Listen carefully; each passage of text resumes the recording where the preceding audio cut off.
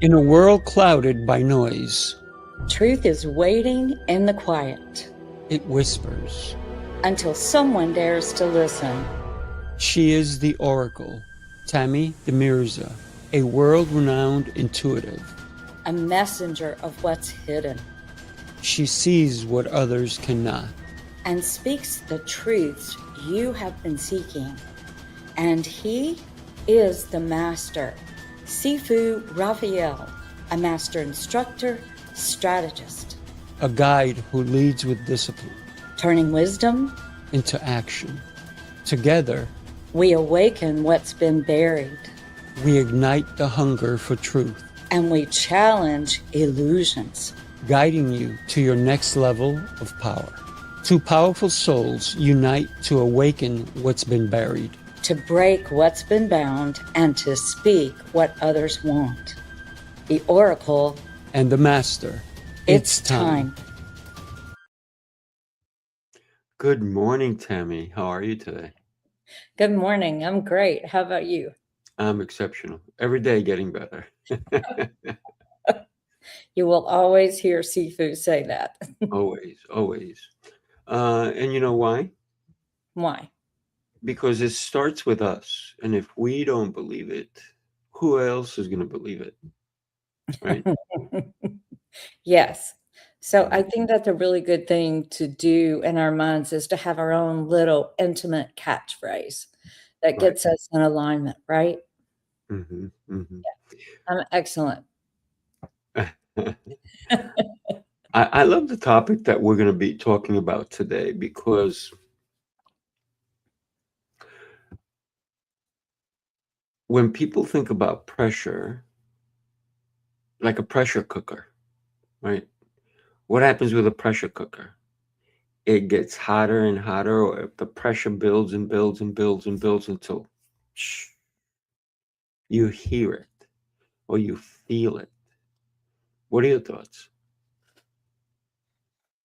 You know, it's really funny because we're talking about so many things today, and where I have been in my life was Mm-hmm. the pressure to overcome this, the pressure to overcome that, the pressure to get to the next level, the pressure to get, when you look at every single thing that an entrepreneur has to put on the board, get your marketing, get this, get pictures, get photos, get website, Mm-hmm. there's like 30 things or more.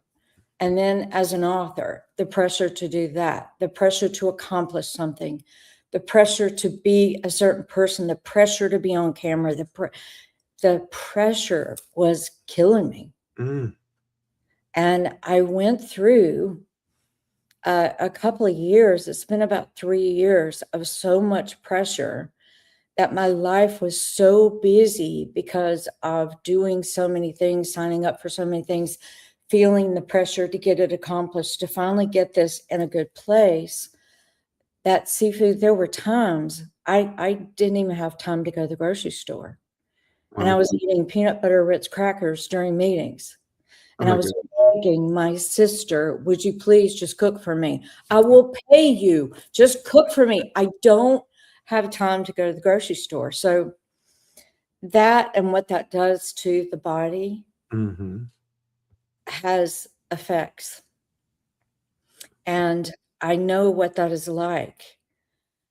The pressure to come out of hiding, Mm. the pressure to be who you authentically are. That's how people really do well in business, is to be themselves. Some of the biggest YouTubers are the ones who show their personality. So in the back of my mind was all this pressure, but when you're wanting to hide, Mm.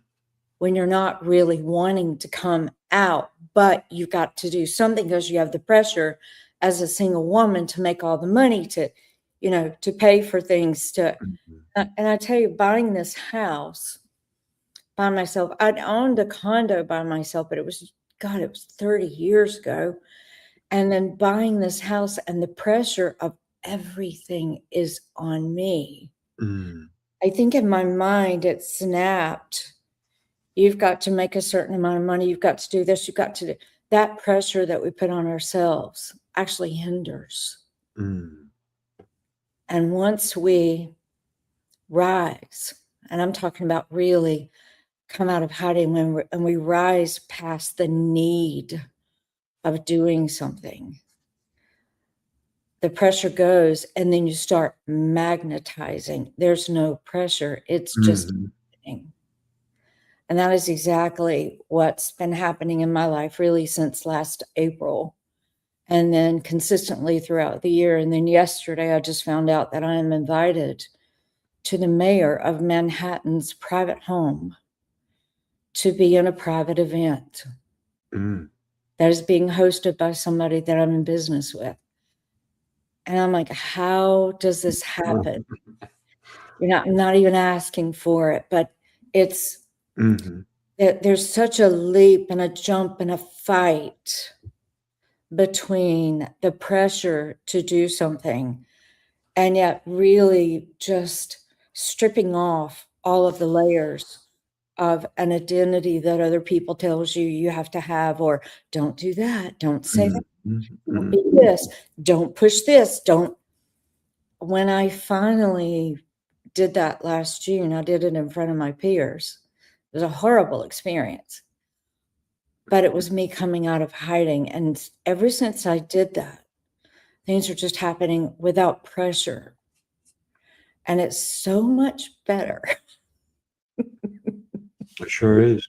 I'm sure, especially Sifu in your field, the master that you are, the martial arts, everything that you have done, you can talk about this in a unique way because I'm talking about it from business and being single and, doing everything that I have to do by myself, overcoming homelessness. How do you make the money? How do you manifest all of this? How do you consistently manifest?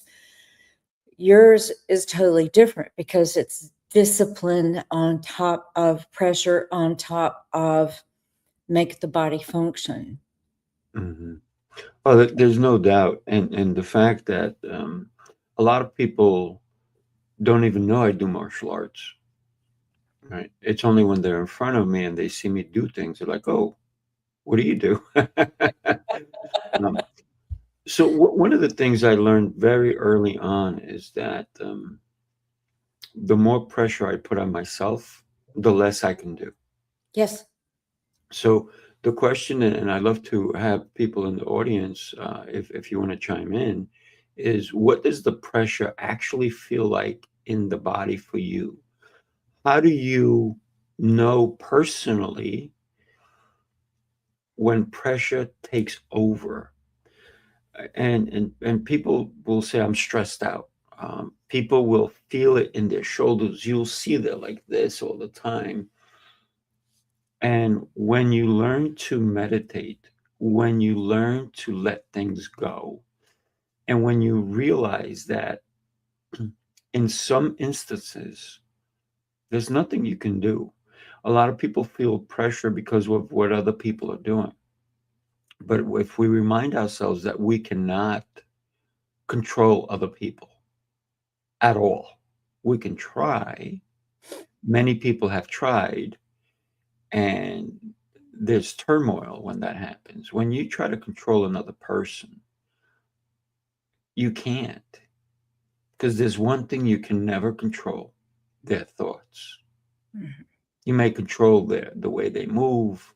You may chain them up to a radiator. Right? People have done that, unfortunately. But their minds you can't control. Just so the one thing that we can control is us. So for me, it's always about what can I do, and let me go do that. And then when somebody tells me you can't do that, I don't believe them. I have to believe it for myself. Can I actually do that, or should I not do that? So we put so much pressure on ourselves that I truly, it was very young. I was very young when I realized that no matter what I do, life goes on. So why feel the weight of the world on my shoulders? I already carry enough. So let's get the weight of the shoulder off my shoulders, right? The weight of the world off my shoulders, and do what's right for me. Because if my mission in life is to help as many people as I can't do that if I'm carrying every single person I want to help. So therefore, I don't carry people. I guide them, I help them. So I am more of a guide, whether it's with my communication center, right? Because I have a communication school. I help people communicate at a higher level differently than they ever imagined. I help people get on stages. I get on stages, right? I also, like you, go on and speak at different places. And one of the things I always share with them is, why are you getting on this stage? Why do you matter? And a lot of times it's, oh, because I have to do this and I said, no, relax. I said, why are you getting on the stage? What's the most important person in that room? Is it you? Is it them? Is it us? And if it's you, why is it you? Is it them? Why is it them? And the mission and the comprehension, I think, should be is, what's the purpose? What's the outcome you're looking for? If it's to make more money, guess what? I don't think you're going to make that much. But if it's for you, if it's about you helping others, I think your world would expand, and it will expand in a good way, not like a pressure cooker where it's going to blow up, right? So therefore, in martial arts, for me, it's always about relax in a good way, so you don't have tension being built up. Because if you're put in a confrontational spot, everybody, I don't care who you are, if somebody's attacking you, nerves are going to come up. They're going to rise, and you are going to have to do something about it. Because if somebody's attacking you and you do nothing, you're not going to be in a good spot. But if you relax and you allow what you've learned in martial arts to take over, I was having a conversation, and then I'm going to give it back to you, Tammy. I was having a conversation with a client yesterday, and I said to him, you don't realize that your body is another brain. Yeah. In a confrontation, you can't think. No. Your body is doing the thinking. But if you conflict it, then you will be in trouble. So I said, you didn't realize it, that your whole body is just another brain. It already knows what to do. So why are you getting in its way? Right? We can't do that. And so a lot of times people feel that they have to overthink things. Meanwhile, they already know what to do. I'll pass it over to you, my dear. I have 15 different ideas running through my mind right now.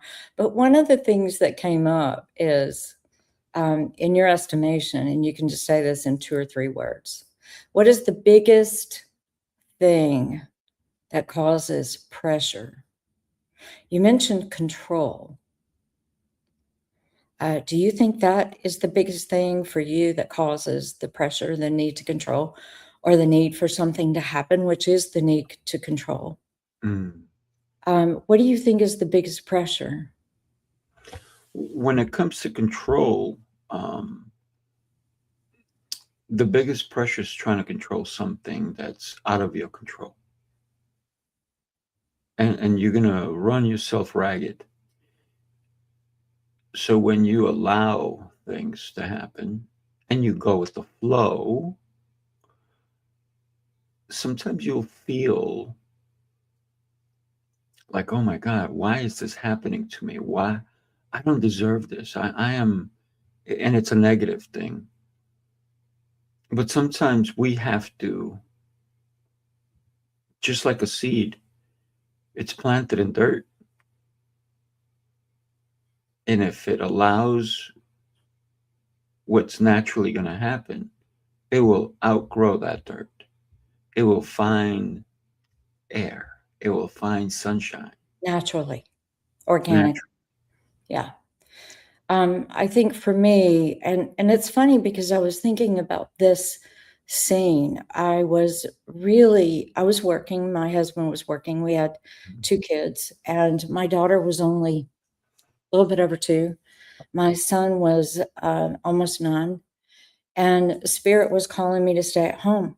Mm, There was no way for me to stay at home. My husband didn't even have a full-time job. He didn't have vacation. He didn't have insurance benefits. mm, And I was carrying it, but I wasn't making a whole lot of money. right.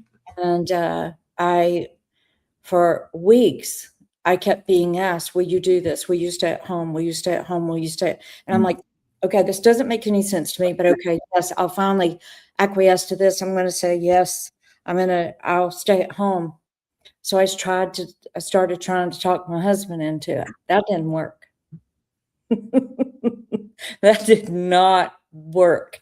And he would get mad at me and I would go, mm, you're telling me one thing and my husband is saying another thing. And I remember going to the bathtub after trying the mm, need of it to happen. Once I agreed, I thought, okay, well, you gave me this divine inspiration. Now I got to make it happen. right. And so I remember being in the bathtub and I was kind of yelling at God, at Spirit. And I said, I've had it. I've had it. I will work until the day I die unless you do something with that man in there. I give up. I give up. I'm not mentioning it. I'm not staying at home. You take care of this. This is your problem. I literally said that. I've shaken my fist at God quite a few times and even said, you know where I am. Come get me. Come on. Let's do this. Mhm. So I did that. And 2 weeks later to the day, we were watching TV and my husband said at the time, this is my first husband, he said, he turned the TV off. He said, I have to talk to you. And I said, okay. And he said, for 2 weeks, I can't breathe. I cannot breathe. Mm, It was 2 weeks to the day. He said, I've had 3 people to come up to me and randomly say, when are you going to let your wife stay at home with the kids? I mean, wow. God was harassing him. Right, right. And that letting go and asking God in the universe, do your part, I've done mine. Mm, That gets rid of the pressure. And I can't help but think, I don't know why, but this story has come to me about 3 times. Morgan Freeman, who does not love Morgan Freeman? oh, yeah. Well, they gave this master class and he was talking about how he had been knowing that he was supposed to be a movie star and he had been working at it and he was taking odd jobs and he was doing this clerical job on it with a temp place. And he was working in this office and they got this brand new printer and this printer wouldn't work. And the people that installed it came, the techs came, and he decided one day that he was going to give up on his dream of becoming a movie star. He knew it was a calling, but it just wasn't happening. Kind of like me Mm, with staying at home or me with everything that's happening now. And he said he gave up and he gave up that dream and he decided he was going to fix the printer. So he stayed late at night and by God, he fixed the printer. And he said the next morning, he was so proud of himself as he came into work because he walked into the manager's office and said, oh, by the way, the printer is working. What? We have been trying to get this to work for 2 weeks. This thing costs thousands of dollars. How did it get fixed? He said, I stayed late and I fixed it. And he just knew this is going to secure me the job. I'm mm, going to have a regular job. right. And he said, so now I want you to hire me permanent. And he said, no, I'm not going to do that to you. And Morgan talks about divine intervention coming in and saying, no, that's not what you're doing. And the guy said, I'm not going to take away your dream. And it's good. Morgan said, but I just proved myself. You can't do without me. I've proved myself a really good employee here. No, I'm not going to do this. Divine intervention. But I think there's something in both of my story and Morgan Freeman's about letting go of the pressure. Mm-hmm. And this is something I teach in Conscious Alchemy, is there's a very sweet spot when you place your order with the universe. And I know it very well, guys, because I had to step into that to overcome homelessness. I had everything stolen from me. I also, if you want to look at it from a spiritual perspective, I paid him very well to learn Conscious Alchemy, where I can manifest things out of thin air and teach my clients how to do it. But there's a sweet spot of surrender where you know what you want, you know why you want it, and you let it go. And then you just place your order, and the universe says, thank God he or she is no longer in the way. I can actually bring it to him. That's what Morgan was talking about. And that's what happened in my life thousands of times. Now I'm getting much quicker on, I know what it is I'm being called to do, and I say yes. Mm-hmm. Now you do it. That's your business. It's not mine. Right. I've done my job. You do yours. Yeah. And then it just happens. And it's always 10 to 50 times, just like the UN thing that just happened. It's always so much more than you ever dreamed. It's so much more complete. It's so more whole when we're not controlling it. The only reason we need to control anything is we're afraid. Mm-hmm. We have fear. We do. We do. I also believe it's the subtle shift from responding to reacting. Sometimes it's how we respond, how we react, how we handle anything that's thrown at us. Because Morgan Freeman could have said, you know what, I'm out of here. I'm going to go get somewhere a full-time job. And but he actually listened, right? So it's that subtle shift that he did and said, wait a minute, somebody else believes in my dream. maybe I should maybe I should go with it as well, right? I think that's one of the things that a lot of people neglect, to listening to the message that's being delivered left and right. And sometimes we do this, we don't want to hear it, right? And so that's where being intentional about being with yourself sometimes is so critical. That's where the sometimes the real magic happens. People think they have to be in front of others for magic to happen. I think it's when we're by ourselves that magic really does happen. Um, do you want to share a little bit about your UN talk, and we could put it up? Yes. So let me just share with you that in all things, the law of polarity exists. Mhm. So for those of you that don't know what the law of polarity is, it is to everything there is an equal and an opposite. So on Saturday, before I'm flying to Manhattan, on Tuesday, and on the stage on Wednesday, we had a snowstorm. And that's not normal here. And I have a very steep driveway. And I went walking with the dogs with Maria Lopez, my client, who I absolutely love. We walk the dogs every day, and we were like, we're walking the dogs in the snow. All was well. The snow is hitting us. It's blowing. We didn't know it was blowing that hard.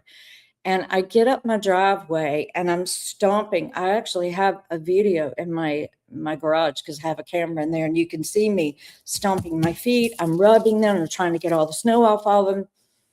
I get almost to my door, and my left leg goes way in front of me, and I almost do a split. It hurt. Ouch. I caught myself, stood up. It happened again. Again. Oh. I ripped a hamstring. Oh.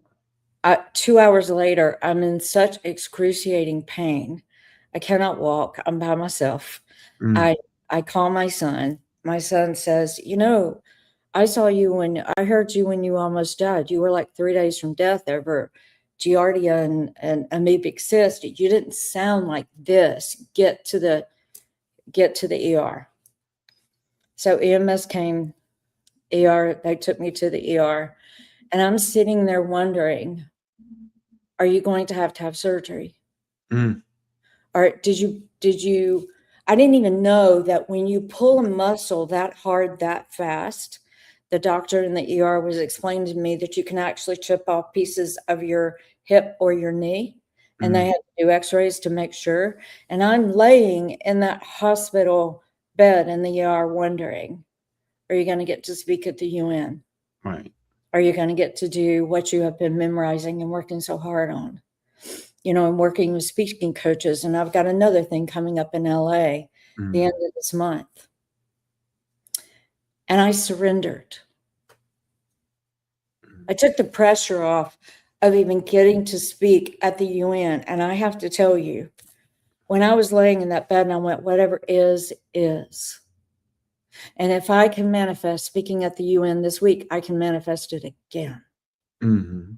And when I let go, the pain started to subside a little bit. We don't realize that when things are bothering us, whether it's emotional or physical, our bodies will naturally tighten up, and then that causes actually more pain. And so I got the good news that that it wasn't a clean tear. It was like a rip like this, Mm-hmm. which Right. will heal itself. And then they came back and said, but we got to check the bones. Okay, you did not chip any bones. Quite healthy at 66. I said, okay, somehow I'm going. They gave me crutches. So I didn't have to have crutches, but Mm. I hobbled up to the stage. And when I hobbled up to the stage, I had been sitting for just a few minutes. First of all, and this is very emotional for me, my mom and my other dad, Russell and Blanche Roberts, came with me. When I invited them, I did not think about them knowing me. I was, I'm going to invite my parents right now because my dad died in 2012. I'm going to invite them to participate, to go into the United Nations, to have that thrill, to see the General Assembly room, to see some of the conference rooms, to be in that space, to go on the private tour that I have been invited to go, where you have to have special additional clearance in front of these flags. And if you want to know about this, you can go to my LinkedIn at Tammy De Mirza. I'm talking about this for the next 3 weeks. So I sent a story out yesterday. I'll send them out every Tuesday. I think there's 3 of them. And what this was actually like. For me, having them there was special. When I walked into the room, I did not know that Ambassador Dr. Hughes Sannon had sat me at the main table with him.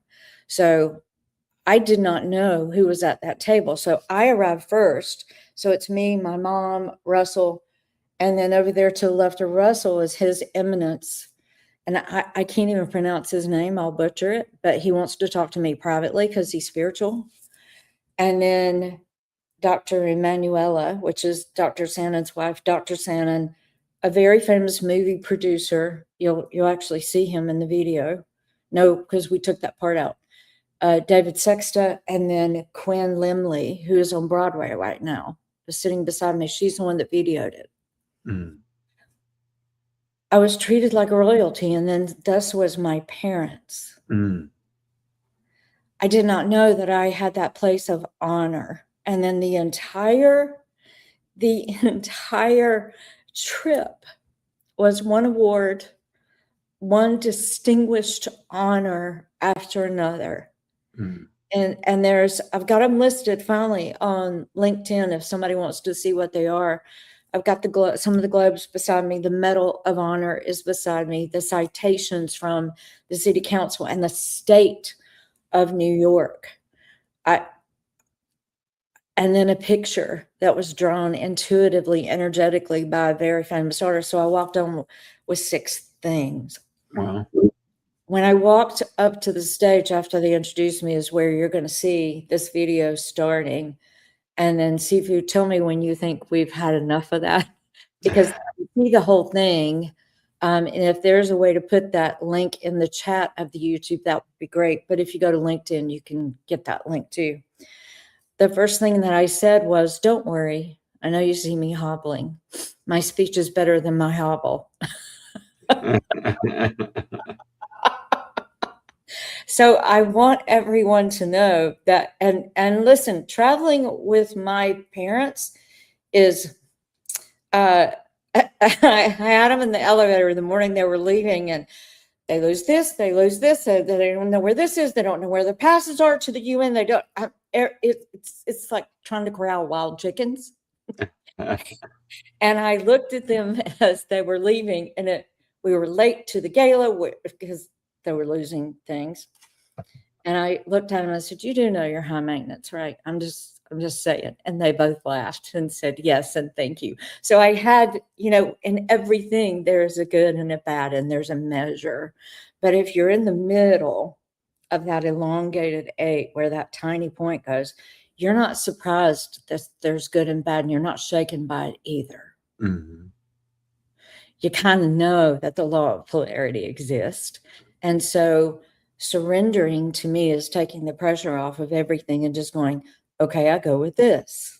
Right. Yeah. Okay, I go with this. Mm-hmm. So do you want me to play it? Yeah. You ready? Yes. Okay. Let's do it. Just click on that. There it is. Okay. All right. I think this is Ambassador Dr. Hughes Sannon, who I met in December, who a guy before him invited me to speak. And then I thought they're playing, he's kidding. And then I met him who was hosting this event, and we became close personal friends, very close personal friends. So let me see if I can get this to play. I think I have to go to mine. Okay, let me know if this is working. Here we go. It is. Yeah.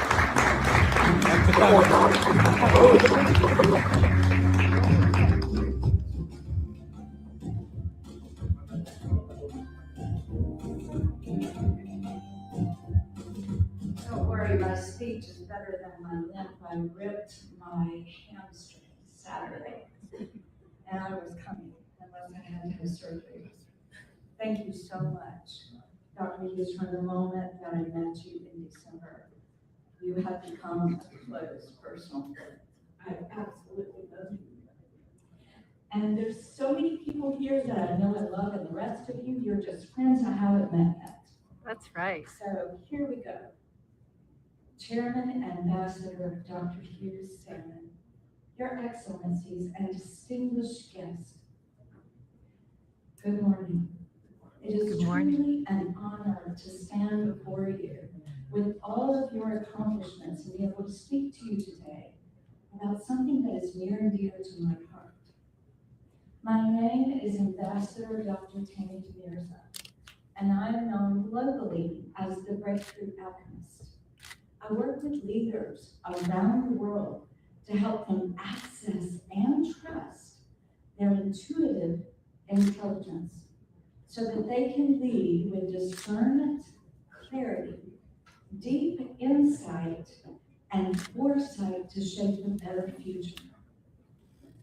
I once advised, because I know firsthand how intuitive intelligence can transform high-stakes decisions, prevent leaders from making costly mistakes, and cause leaders to see things and opportunities others cannot yet see. I advised the CEO not to merge with a company that they were looking at because they were hiding a lawsuit that was coming in 30 days. That happened. I advised. I'm going to stop it because I want people to be able to just look at this themselves. And I don't know how to unshare that. Okay, you did it. Thank you. Stepping in that position and speaking at the UN, and then this was in the Nigerian embassy. The one in the Nigerian embassy was recorded in its entirety. I have clips from the other one in the UN, was a compilation of my entire life, kind of like Morgan Freeman, working and working and working and working in your entire life. And then finally, you're in alignment with it.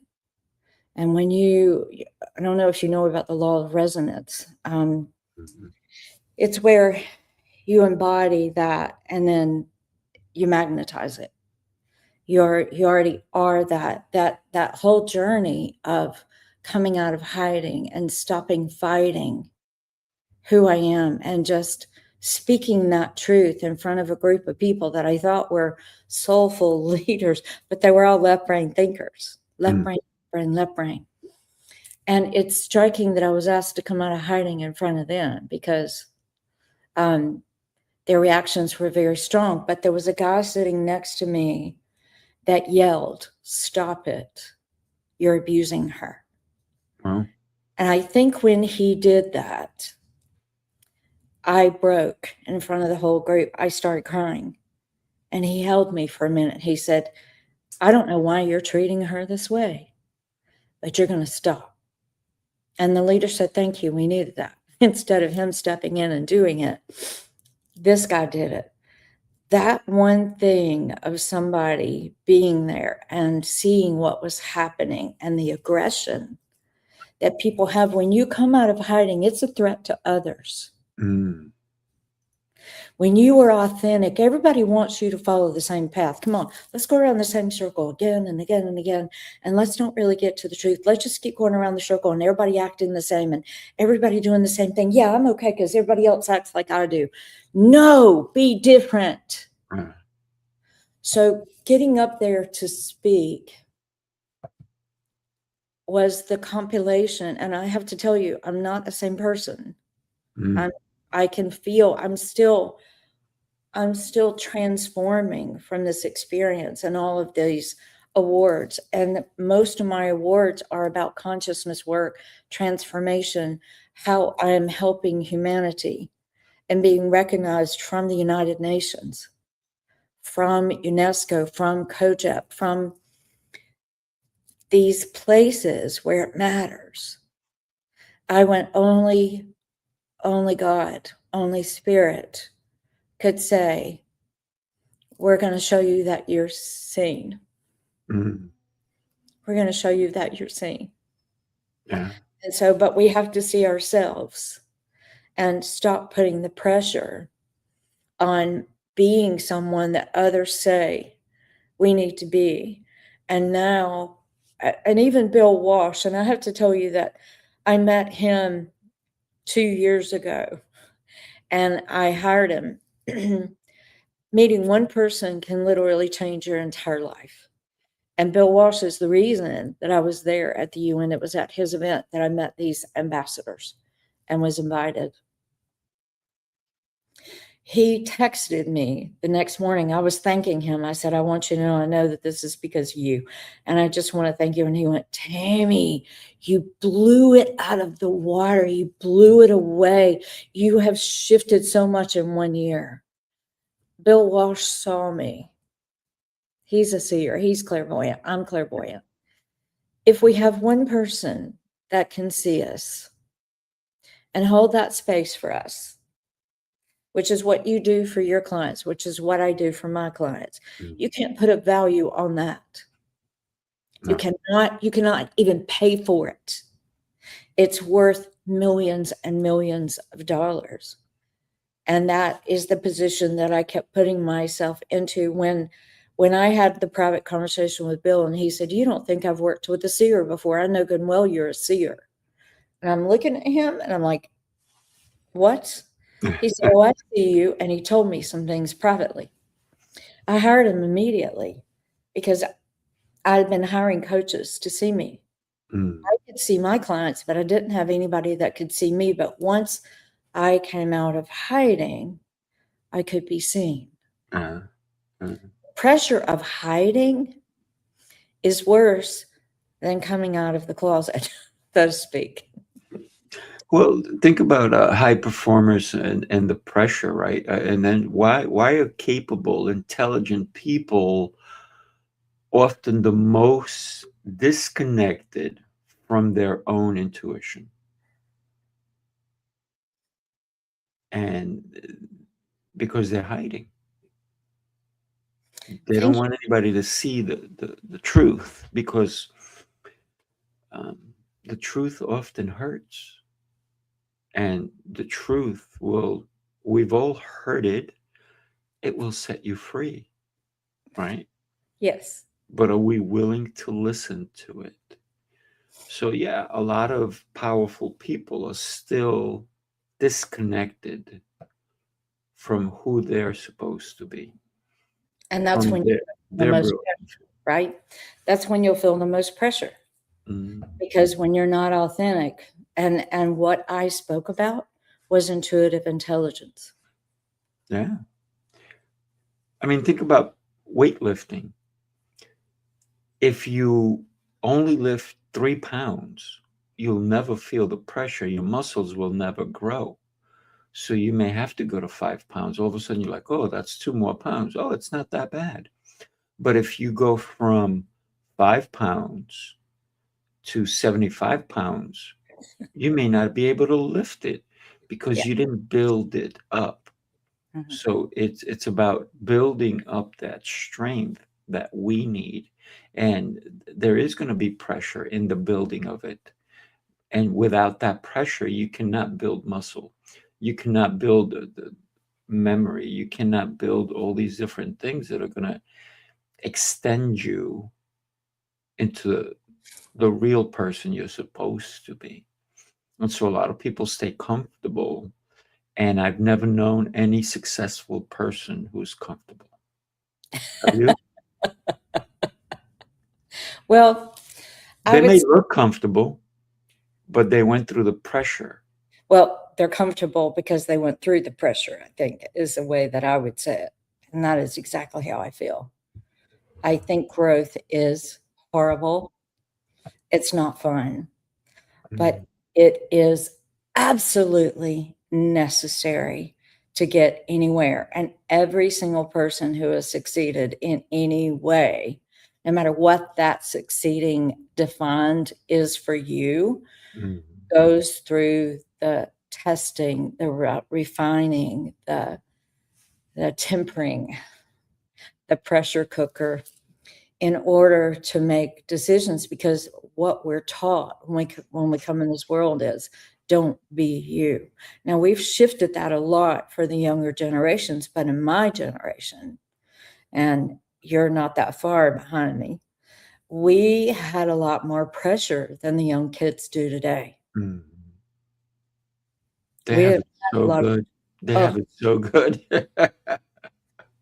yes. We didn't have the internet. We didn't have people expressing themselves. We were taught, hide it, conceal it, don't feel it, don't say it, don't sit straight, hold your mouth right, Mm, whatever. We had all of that pressure. So for us to overcome it, and for you to do what you do today, and mm. for me to do what I do today, we had to break that box down that people want I'm to put. addicted. I'm addicted to pushing through. I don't know. Um, and it's not that I say, "Oh yeah, bring the pressure." No, I'm just addicted to sometimes even finding the pressure so that I can get stronger, so that I can learn more. And so, yes, I am addicted. And there is good addiction and there's bad addiction. I only go for the good addiction. Um, so, uh, why is it important for success to keep pushing through and even be attracted to the pressure, you think? Well, I think pushing through something and pressure is two different things to me. Hmm. And I love that you brought up pushing through something. Pushing through something is your limited beliefs, your perceptions, Mm, your ideas. You push through that, you can. Look at people like Steve Jobs. This is who I talked about and quoted. I quote Albert Einstein and Steve Jobs a lot. And when I speak at the Wild X, I'm going to be quoting them again. mhm, And what is so wild is that Steve Jobs, who was a visionary, he's clairvoyant. Every single thing, when you look at this reality, every single thing that you touch, somebody saw before it existed. So right in front of us, every single thing, you can't touch something that wasn't clairvoyant. It wasn't seen by the unseen. And so Steve Jobs, when he knew, you either believe in me or you leave, his company was taken from him. Mm-hmm. And then when he came back and he bought it again and he said, this is where we're going. This is the device that we're going to use. And if you don't believe in it, go. And did you know somebody sold all of their stock for only $10,000 and their family would be trillionaires right now? I know, it's I terrible. didn't They didn't believe. They didn't believe. believe. But I think to me, the pushing through of not listening to what other people say and going with your own inner guidance. Mhm. And I think that's what you're addicted to, the growth, Oh, the yeah. getting on the other side of it. That's different from pressure. The pressure to me comes from mostly limited beliefs and fear-based thinking. That person said, I can't do this. My family doesn't believe in me. One of the healings that I went through that was shocking was that my mom really did not know me. And when people hear me talk about her on stage in my life, it's quite traumatic. She did not know me. All she knew was my daughter travels a lot. That's all she knew. Where are you going now? What do you no, don't even ask me anymore. What are you doing? Where are you going? Doesn't really care. Family doesn't care. What she saw was a tiny portion now of my life, and she's crying and she's proud. And I went, wow, I didn't know that I was going to get that. Because I was thinking about them, and I think you might like walking into the United Nations. I think you might like meeting these dignitaries and diplomats and, all of these people, this famous movie star sitting right to my right, and we became friends. And I mean, it's fascinating. I did not know that the healing would come of, oh, your mom finally knows this much about you. And that is one of the things that I'm still processing. I'm 66, and finally, one person in my family knows this much. I had accepted that I would never be known. I accepted that I would never be understood. I didn't need that, but to have that is now such a healing for me, and I'm adjusting. I'm adjusting. It's beautiful, but back to what you said, you're addicted to growth. You're Oh, addicted to pushing through any pressure that comes from outside influences that would say you're not enough, or somebody who may have said to some of you in the audience, you'll never do that. You're insane. You'll never accomplish that. You're not good enough. You shouldn't ever try to do that. What are you thinking? Why are you doing this? And then when you succeed, Bill Walsh talks about this. And then when you succeed, they come to you and go, yeah, I knew you could. No, you didn't. No, you didn't. Christine Northrup wrote a very famous book, and I was with her at an event for Hay House. And she said that when she finished writing the book, they said, you got to do your gratitude. She said, I don't have a single asshole to thank. Every single person in my life, including my husband, told me I couldn't do this. Why would I say thank you? Even her. yeah. Lost her teaching job at the medical university over that book. But she did it. She did it. That's the pushing through. To me, that is, I'm going to break down this wall that you perceive that I have, and I believe I can.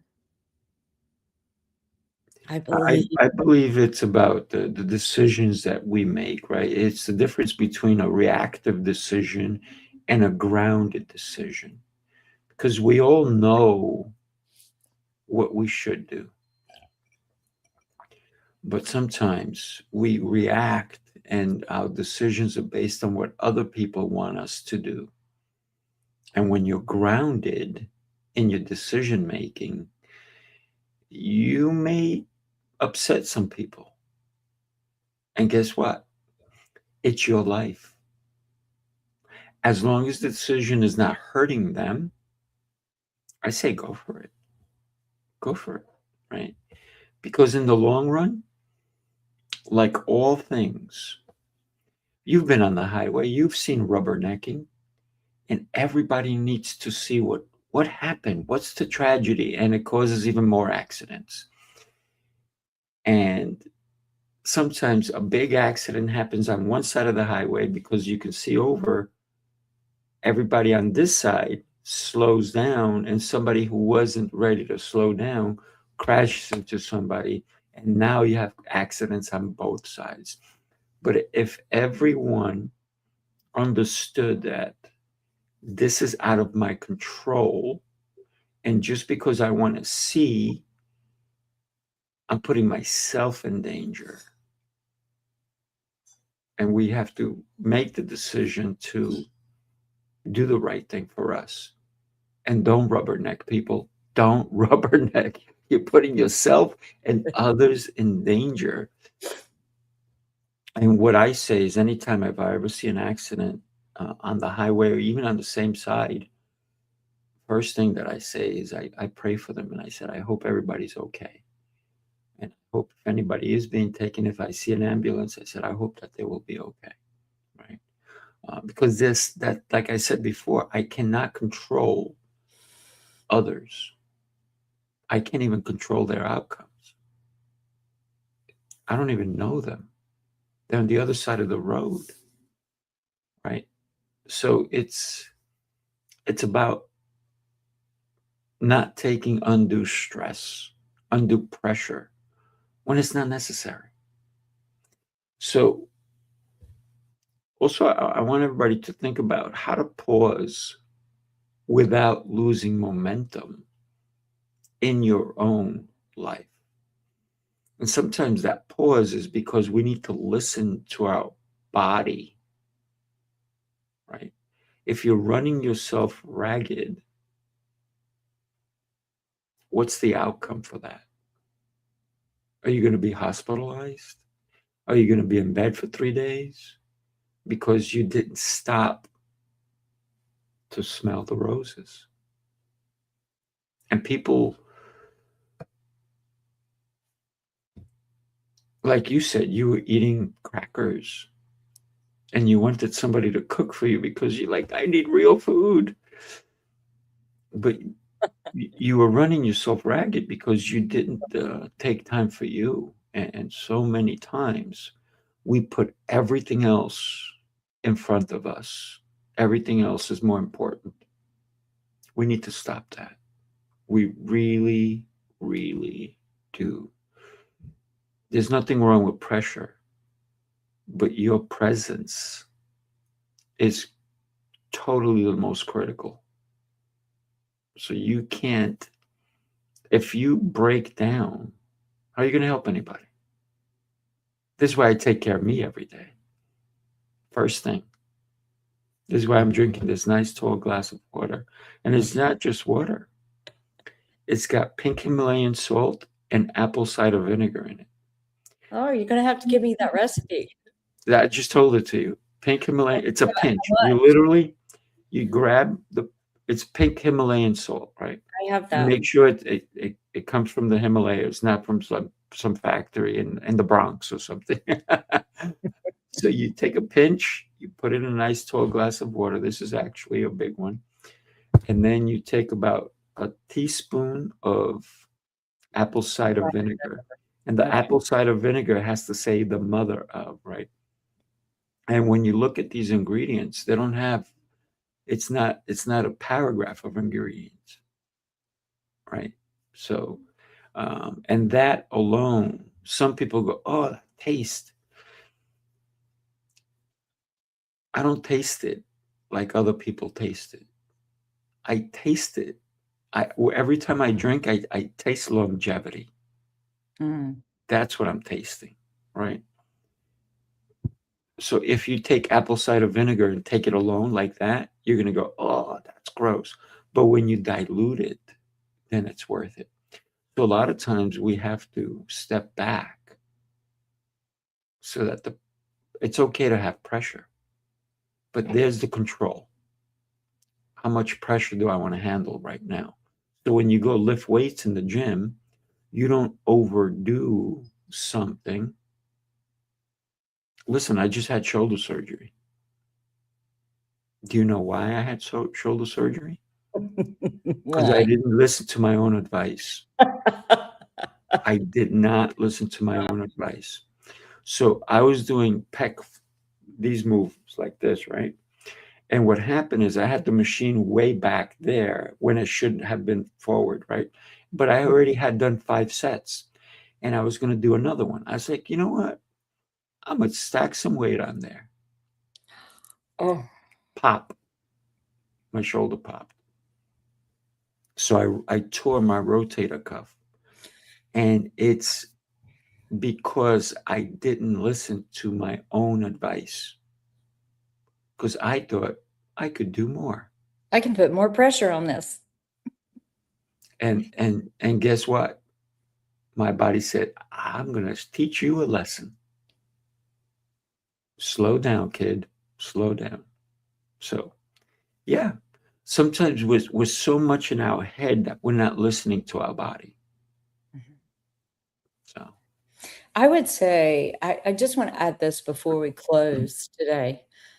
To me, the worst pressure that I've known and I see in my clients is not making a decision. Questioning yourself, wondering, do I do this? Do I do that?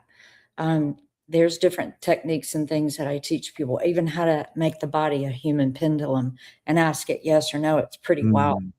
But for me, the biggest pressure I think that most of us have is not making a decision. Once we make a decision, everything calms down. yeah. When you did that, you made a decision to add some pressure that you really didn't need. I didn't need it. Yeah. And now here's the thing, right? Did I learn a lesson? Did it cost me? Absolutely. But did it make me better? Did it make me understand things a little bit more? That sometimes, and I think that this is what a statement that I say to everybody. If you ever see my ego, punch it in the face. Well, guess what? My ego showed up and my body punched it in the face because I wasn't trying to impress. I wasn't looking at people in the gym. I wasn't look at me, look how what I can do. I was just doing it for me. Right. But it must have been my ego who said, "Yeah, let's throw some extra heavier weight than you've already been doing." Because I did 5 sets, really no big deal. And so when I thought, oh, I did that, I'm so good, let me do more. And my body said, if I would have done a little bit of more pressure, I think I would have been okay. But I overdid it. Put too much weight on there. And so it's even the conversation I had with myself. So thinking that I can handle it, it's not going to hurt me. Sometimes that's the wrong message we're sending to ourselves. So think about how pressure drowns your intuition, because I knew better.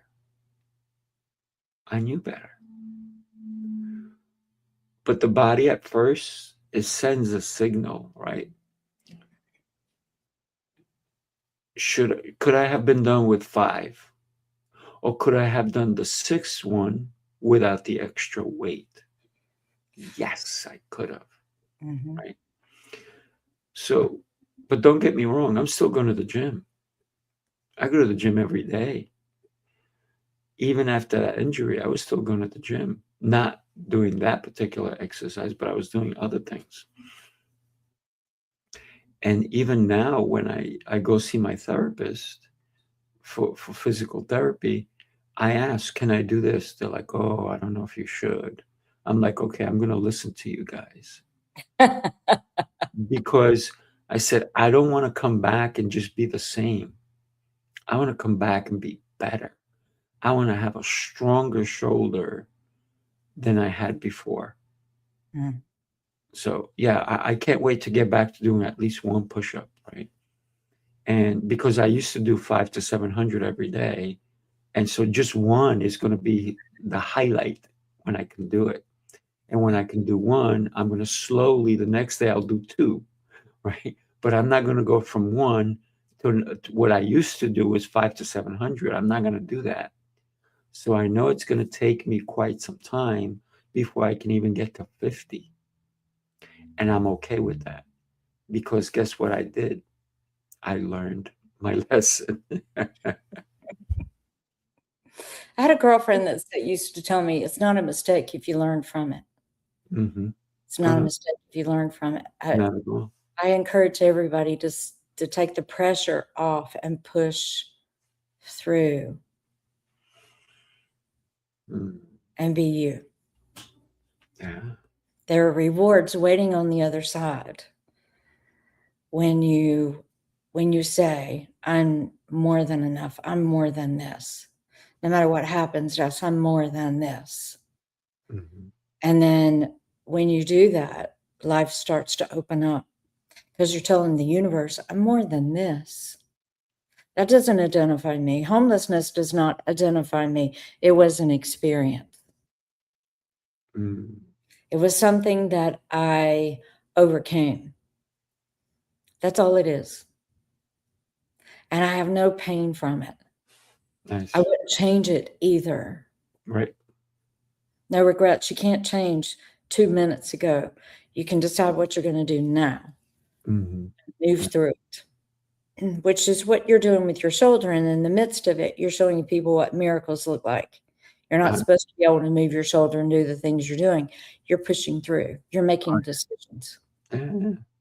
So, when pressure compresses, presence expands. It truly does. And expansion is where clarity lives.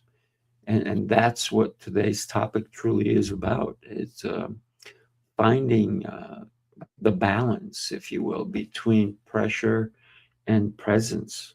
And I think that's one of the most important things that we talked about today. So thank you for sharing the video of you being at the UN, and everybody should go take a look at the whole thing. Um, and what we will recommend is that you connect with Tammy, Dr. Tammy, right? So think about that.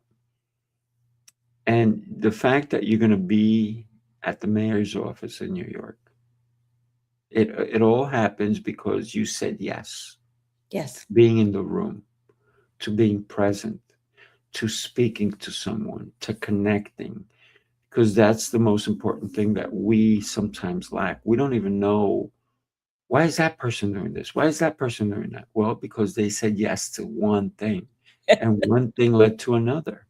Yes. Definitely connect with Dr. Tammy. And if you inclined, connect with me. We're both easy to find. We listen, look at her website, right? So easy. And then look at my website. Look how easy it is to connect with us. Mhm. You can't go wrong. And please speak to us during these things. We welcome your questions and your thoughts and what you're going through as we're talking about this, or if you want to know something else, if you want a specific subject covered, Mm, go to our website and email us and say, hey, I want to hear what you guys have to say about this. Yeah. absolutely. And it's okay to ask us questions live. Yeah. You know, We are live at 7:20 in the morning. 7:30. It's early for me to put on makeup. there you go. Yeah, I just do this. No, it's not fair.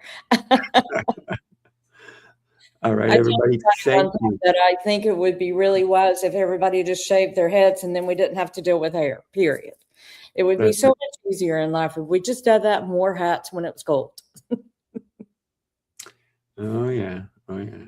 Well, everybody, do us a favor. Share this episode with somebody who needed to hear what today's message was all about, and connect with us. It's easy to do. And God bless everybody. Have a beautiful rest of your day. and we will see you soon. Take care, everybody.